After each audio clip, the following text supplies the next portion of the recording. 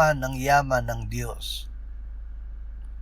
Bubuksan ng Panginoon para sa iyo ang kanyang kamalig na punong-puno, ang langit upang ibigay ang ulan sa iyong lupain sa kapanahunan, at upang pagpalain ang lahat mong ginagawa.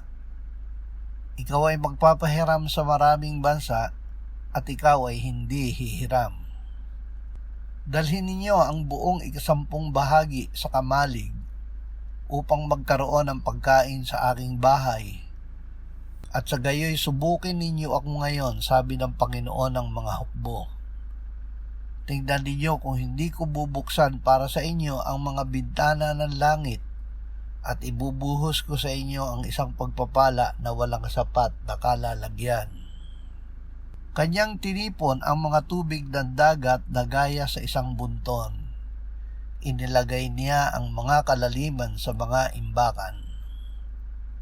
Magtipon kayo para sa inyong sarili ng mga kayamanan sa langit, na doon ang bubok at kalawang ay hindi makapaninira, at ang mga magnanakaw ay hindi rin makakapasok ni makakapagdakaw. Ama, salamat na hindi masusukat ang iyong kayamanan na tumutugon sa aming bawat pangangailangan ayon sa iyong kaluwalhatian kay Kristo Jesus. Amen.